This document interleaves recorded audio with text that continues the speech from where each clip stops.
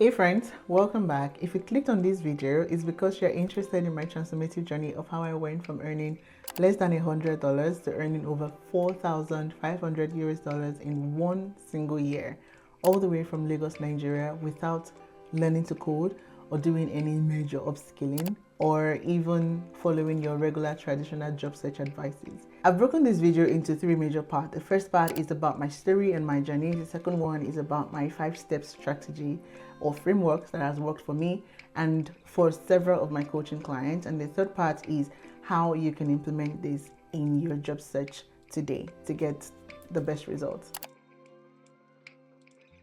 My journey started in late 2018, just a month before I got married. I got laid off from a job that I 100% loved and adored. I thought I had found my life's mission through this job, but apparently I wasn't good enough. And so I got sacked, and I remember feeling just a sense of identity crisis, not knowing what I wanted to do with the rest of my life. I mean, this was a job I thought I was, going to do for the rest of my life, and suddenly I am not good at the job anymore. And so I'm like, where do I go from here? What if I were to search for a job? What would I even start with? Where should I be looking? And I was in that space for more than, I think, 2 months, 3 months or so. And I remember being in social events and people would ask me, oh, tell me, what do you do? And not only will I not be able to say that I am in between jobs, but I would not be able to say exactly what am I looking to do next, And so because of that, I shied away from going anywhere that would warrant anybody asking me questions about what I do and what I don't. Fast forward to early 2019, I landed a job with a local startup as a customer success manager. And for the first time in a long time, I felt alive again. I felt like this is something I could actually do. That's something that I could never get tired from. I loved speaking to customers. I love supporting customers in the best way possible, but more importantly, I loved using customer experience as a tool for growth for the business that I was working in. In about 6 months or so, we started having so many referrals that we didn't even need to do growth and marketing. We had people referred their friends to join the company, and our business was growing off of the back of referrals, word of mouth, people just being like, look, these people have the best support ever, and that made me feel like on top of the world, and so I felt I needed to do better in terms of how much I earned. But by the way, this job was paying me less than $100, about 150,000 naira at the time. So I said I wanted to do more, I wanted to do better. I knew a friend who was earning 650,000 naira at their job, and that felt to me like the ultimate salary to aspire to for that season of my life. And I said, if whatever job, whatever role I'm joining next, if they were not going to pay me up to 650,000 naira, I didn't want it. It was either that or nothing. And I remember leaving that job, I think it was very early 2020, just before COVID, and searching for remote jobs and all opportunities. Basically, I wasn't very specific about what sort of job or what sort of companies I'll be working with. I just needed a change. And so I joined this company, or I interviewed at this company, and I remember thinking, look, I'm going to so negotiate these guys. If they do not pay me 650,000 naira, I don't want it. And then they came back with the offer, and it was for $2,500 a month. And I felt, oh my God, what? 2,000, what? And I didn't negotiate that offer. I just went straight into it. Then I realized 3 months into the job that, this wasn't what I thought it was going to be. I didn't enjoy the work as much as I did my previous job. But more so, I had now found a different kind of calling. I started to help people and teach them how to also navigate the remote job terrain, how to apply to remote jobs, where the remote job opportunities are. So I was looking more for opportunities that align with my newfound passion at the time, and I found out about a company that was helping other companies hire remote talent from Africa. So I applied to join them, and they gave me an offer for over 4,000 US dollars. And this all happened in 1 year, like in one single year. I went from earning less than $100 to earning $2,500 to earning $4,500. And all of this happened because, first of all, I had clarity around what I wanted to do, and I realized very quickly how undervalued I was, after getting results for the business that I was working in. And then I started to aspire to something bigger, something better. And I stumbled my way into the world of remote work. But you don't have to stumble. You don't have to try to navigate this on your own. So I'm going to share with you exactly the strategies that I used and I have replicated over the years, because my clients, my coaching clients have done it time and time again, and it's worked for them. They've gotten results from it. And then I'll tell you lastly how you can implement this as well in your job search. So what's this framework? Before I get into it, let me say real quick that I used to be that person who would apply to like 1 million jobs. I exaggerate, but like about 100 job applications submitted, to doing 3 very quality job applications, 2 of which sent me a job offer. And I want you to know that you can also be that sort of person who is having to decide which job offer should you choose, because they're both compelling and you've put your absolute best foot forward, and they just align so much with what you think you should be doing. You can absolutely be that person by following this framework that I'm about to teach to you, but you have to be disciplined enough to follow the framework, okay? The first step to the framework is clarity. You need to be able to define what role you want to work in. And I've seen a lot of people come to me and saying, oh, they can do anything, and then they start to present me with all these different options and things that they've considered in the past. They've tried to be project managers, data analysts, customer experience professional. They've tried to do this, they've tried to do that. And I'm just like, yo, are you not tired? Like, are you not tired of running from here to there? Because I don't know what is more attractive than somebody who has clarity and who knows where they're going. It is attractive to your hiring manager, your recruiter, to whoever is listening to you, for them to just hear you talk with so much like clarity. I keep saying that word, but it's so important for you to know where you're going. And I feel like that for me was the first step in my journey.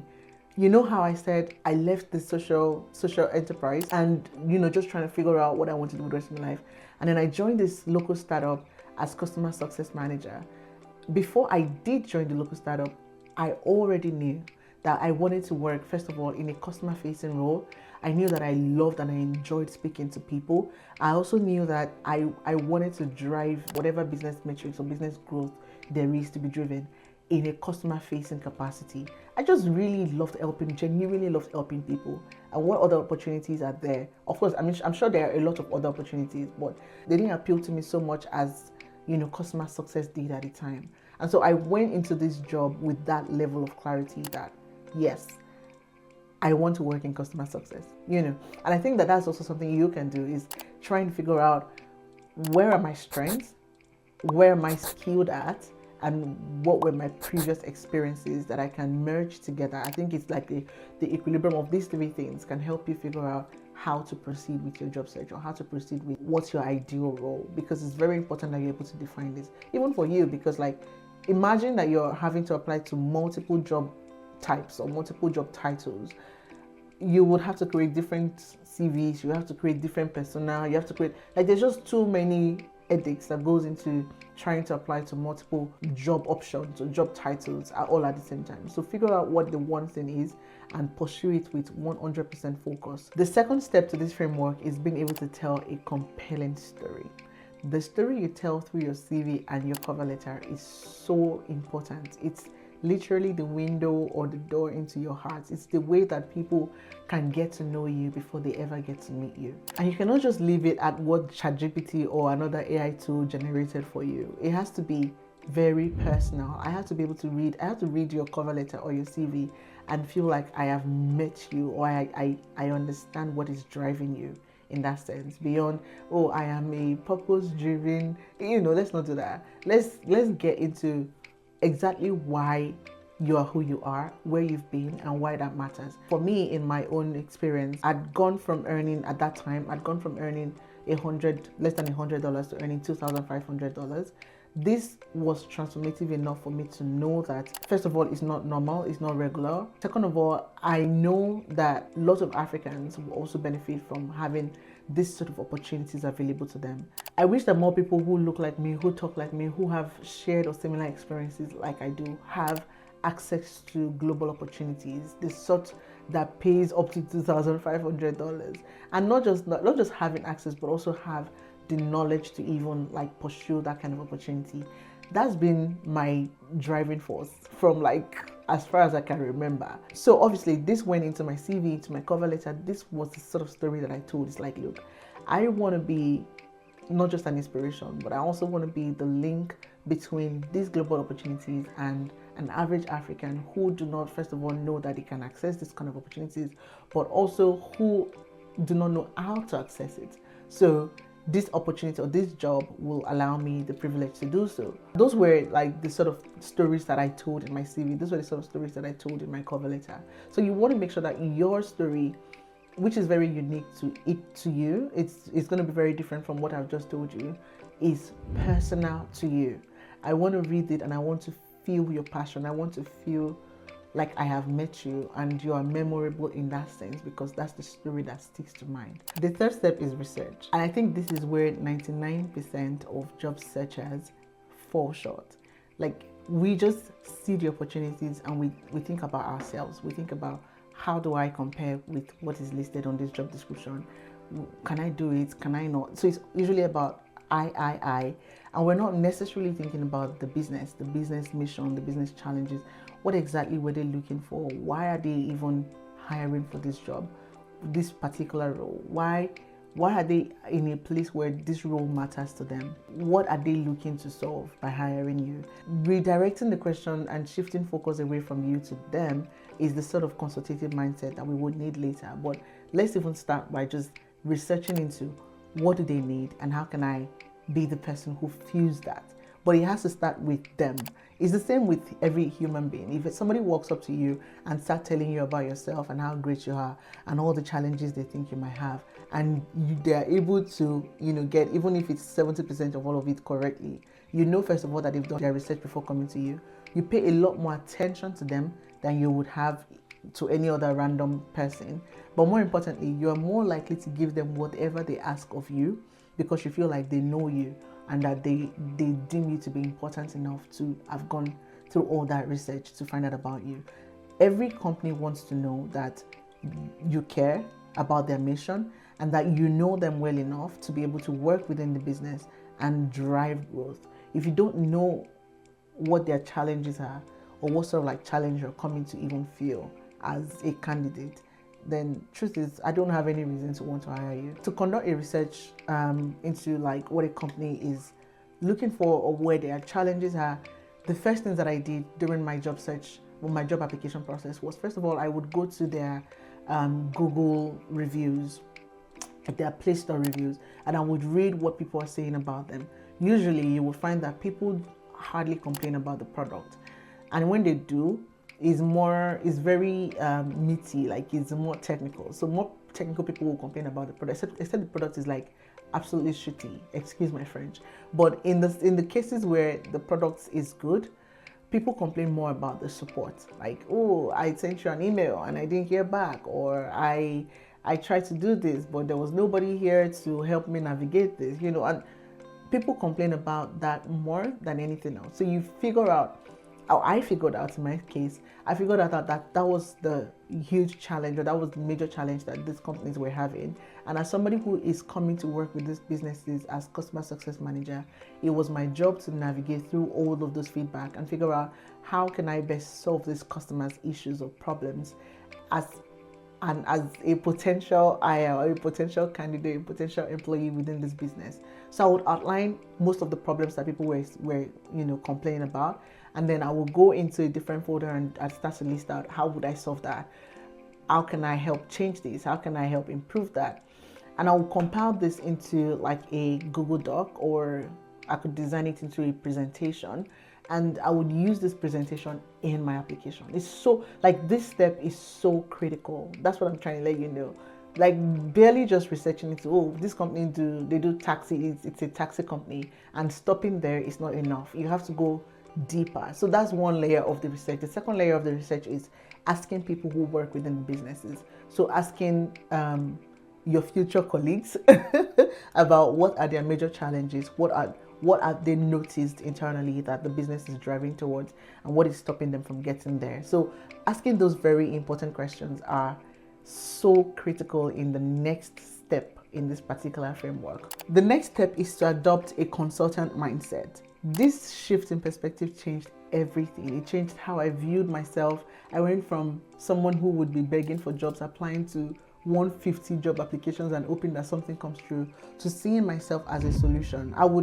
I became somebody who thought, you know what, I know what you're going through, I know what your problems are. Obviously, because of my research, I now have a lot of confidence and I feel competent to be able to solve the problem. So I come with a mindset of, look, I know what you need. You know, I know what you need. We both know, right? You either hire me or you go hire another rando who doesn't have any clue where to even begin.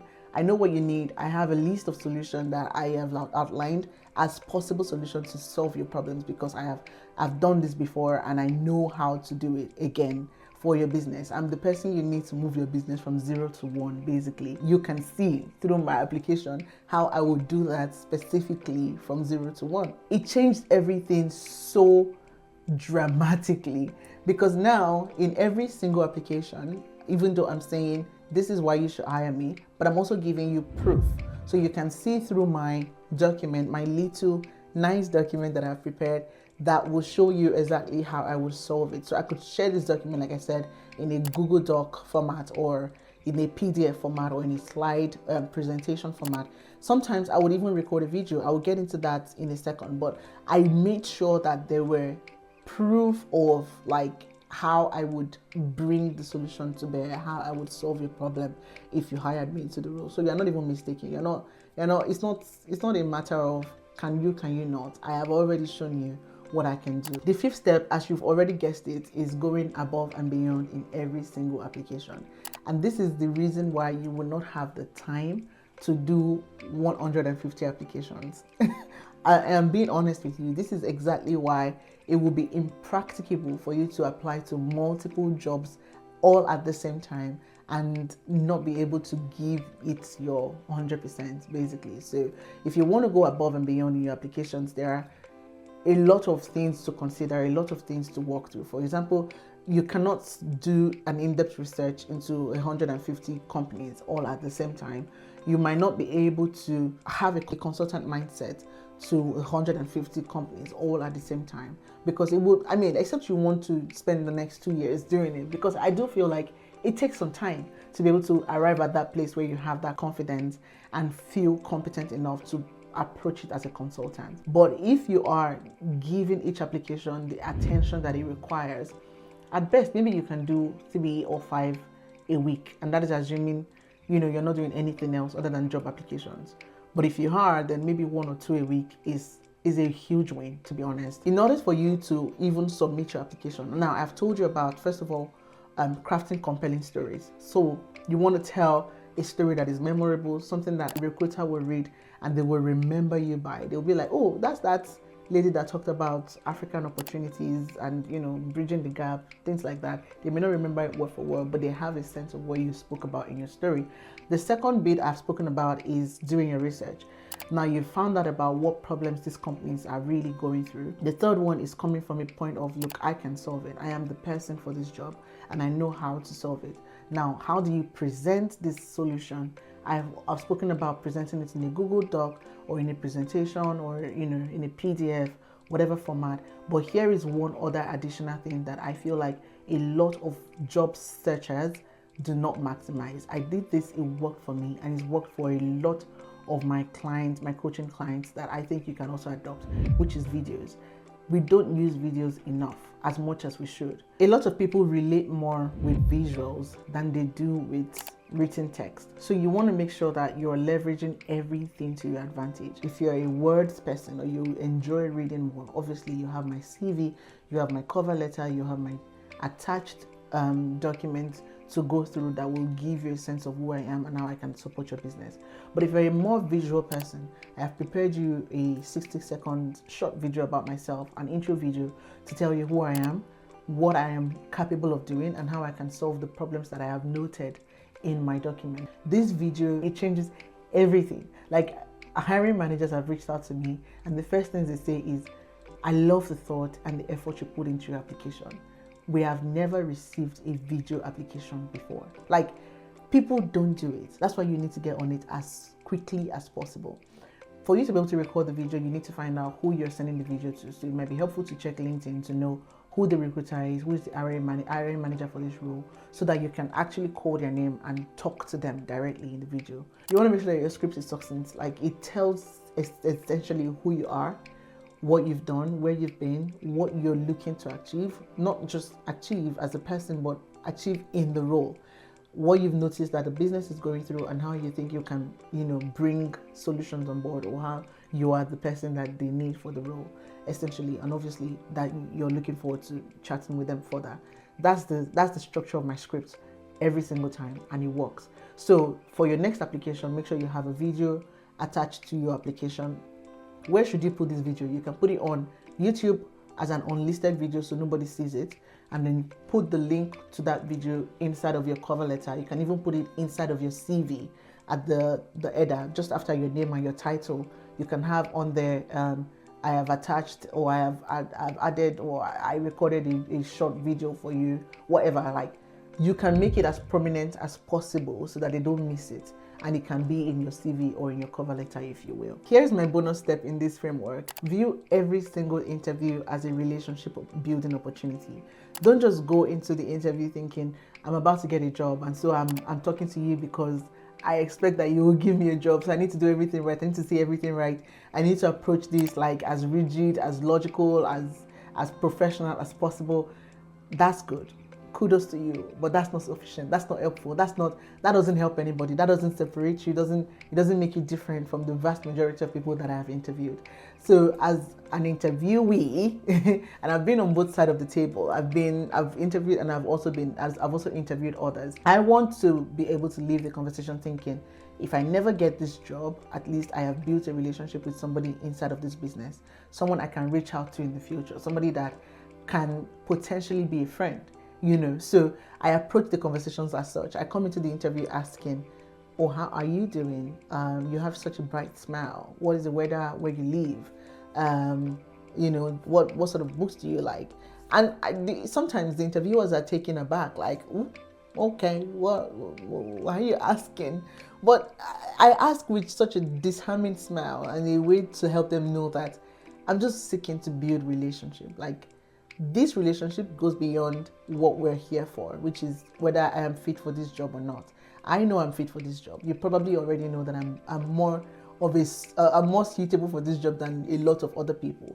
That's why you have brought me into this interview. But more importantly, I want to make sure that when we leave this interview, you feel like we can reach out to each other in the future and talk about random stuff.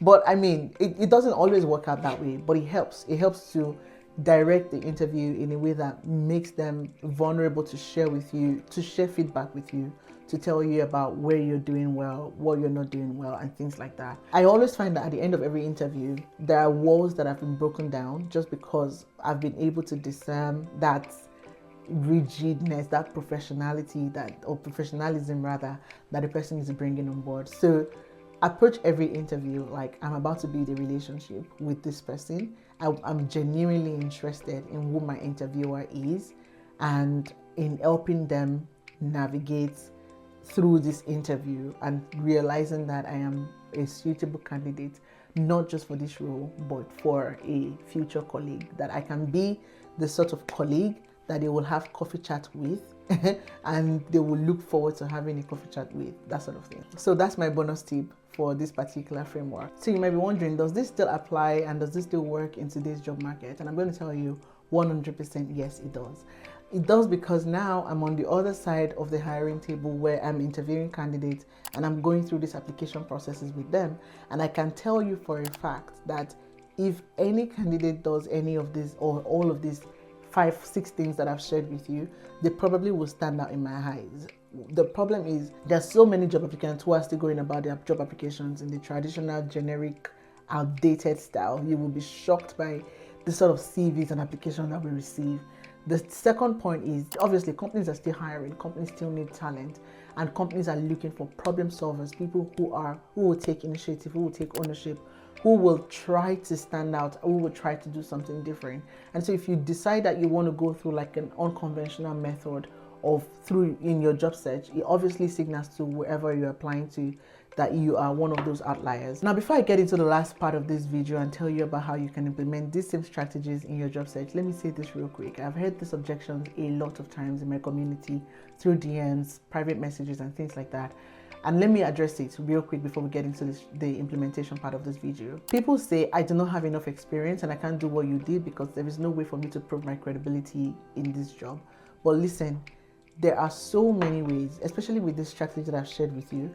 You don't need experience, quote and unquote. I mean, obviously you need experience to an extent to be able to even qualify to apply to the job. But I'm saying there are ways to navigate that. So if you're not able to show proof of work through the work you've done in the past, you can show proof of ability or capacity through your document, through the in-depth research. So you've researched into this business, like we said, and you found what are the possible solutions and possible ways to solve this problem. And maybe you even have a teaser of, look, I'm not only making suggestions, but I've also solved this problem for you. So in any case, it might be if you're applying to a marketing role, for example, you can create a list of SEO words or something like that. You can create, give them a teaser so they know that not only do you have head knowledge about what needs to be done, but you are able to do it and you've also shown them that you can do it. The second bit of objection or question that I've received a lot is people saying, I'm not sure what's the right role for me, so I don't even know, I'm just going to go with all these different 3 jobs that I have found or 3 job titles that I think match my skill. I think that is a grave mistake, and for everyone, there is the one thing you can focus on for now. And I'm not even saying shut your eyes or shut your mind at these other things that you feel like you're probably suited for, that you enjoy or that you're interested in. I'm saying for right now, choose one thing, and as you get your foot in the door, because that's what it is. It's about, let's get you in the door, let's get your foot in the door, let's get the lowest hanging fruit to you. So as you get your foot in the door,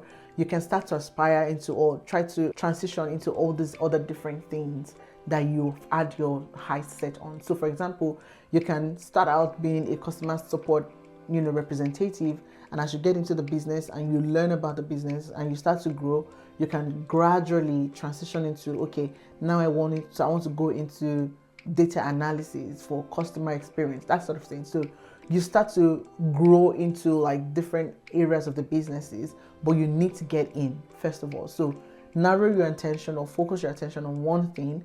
Once you've nailed it down, or once you've had that clarity and you're willing to shut everything else, then you can progress and grow into whatever else you want to do in the future, which is absolutely normal. A lot of people have done career transition that way. It is very easy to do that sort of transition than to confuse yourself from the beginning with all these different options that you're considering. The third objection that I get is people saying that my job location is such a major disadvantage. Because of where I live, I'm not able to get opportunities. I live in Nigeria or in Ghana, and people are not hiring from this specific location. I know, and I know the struggle. I've been there, I've done that. I'm still going through it with all of my clients. And I can tell you for a fact that sometimes your job location can be an advantage. You just need to know how to leverage it and how to use it. So in many cases, the reason why companies don't hire from these locations is because, first of all, they don't know how to. They've never hired outside of the region that they are located in. Second of all, and I mean, it's a lot of compliance issues, right? It's like, if I want to hire from Nigeria, where do I even begin? Who do I pay? How do I comply with the local laws there? How do I make sure that they will not bill me or slam me with such ridiculous amount of money in 2 years' time because I have been hiring talent from their country? So there's a lot of nuance that goes into this. There's also the time zone perspective, which is like, I want somebody who is specifically working around this time zone, whose time zone matches with the members of the team, right? So there are a lot of nuances and things that goes into these kinds of decisions. So it's your place to help the business owner, the hiring manager, or the recruiter see that, yes, I may be in Lagos, or I may be in Ghana, I may be in whatever part of the world. I can do the job. Not only can I do the job, I can help you navigate through compliance issues. You can either hire me as a contractor, in which case you don't necessarily have to think about, all these other things, or you can hire me through an employer of record services. For example, remote.com or deal.com. You can hire me through any of this service, and that would not be a problem. It would not cost you so much to be able to get this talent. Third of all, it's probably cheaper for you to hire from this part of the world than to hire from the US or the UK, because obviously we know talent is a lot more affordable in this other part of the world than anywhere else. And lastly, I work within this time zone, which aligns with the role or the requirement for this role. If you're looking to hire from the UK, Nigeria, or any country at all actually in Africa, is probably a really good fit because they all work within the same time zone and will match well with the team's current time zone. So those are the ways that I think you can navigate it. So let the person you're pitching know that even though I can see that this role is specifically hiring from this part of the world, I think that you should consider all of these different things that I've outlined that will help you also make a decision. So use this and let me know how it works for you in your next application. Now let's get to implementation. Now you've heard me talk about all of this for the last couple minutes. How does this apply to you, and how can you use it in your next job search? The first thing I want you to do is to define what role you want to work in. Get clarity on that one single thing. And once you have that clarity, you can leave it in the comment and let me know what you're working on or what role specifically are you looking for. Make it one. At most, at the worstest of the worstest, make it two. But I would really suggest that you make it one single role that you think aligns well with your skills, your experience, and your interest. Number two, I want you to search 5 companies that align with your interests, with your goals in life. 5 to 10 actually will be great. So do an in-depth research on them. What do they do? How do they do what they do? What are their major challenges? What are their major, what are the bottlenecks for them? Why would they hire somebody with your skill set, with your experience? Why would they hire somebody with your specific job title? And what are their customers saying about them? So start doing that research. You can keep an Excel document or even a Notion page where you track all of these research outputs, things that you're gaining and learning from these businesses. Number 3, design your consultant package for each application. So have in each document that you will be using to apply to each of these different companies what you want to include in your package. Do you want to have a PDF, a document, a presentation? If you would, what will be inside of it? Your 60-second video, can you write out the script? So start putting your packages, your consultant package together. That will be the third thing I want you to do. The fourth thing I want you to do is to reach out with confidence. After you've done your research, you know what you're bringing to the table, then reach out to them with so much confidence. Send them an email on LinkedIn, send them an email to their inbox, and also try to reach out to them through someone who is within your network or a mutual relationship or a mutual connection that you have. As much as possible, try to reach them through multiple varying channels if you can, because that way you're sure that they will not miss your message. All right, we've come to the end of today's video. Thank you so much for sticking around and for joining me on this journey. I hope that it's been beneficial to you. If you found any value at all in this video, please share with someone else who you think might also find it beneficial. And if you're interested in learning more or working with me one-on-one, you can find the details in the description box below. I am waiting to hear back from you on how your journey progresses.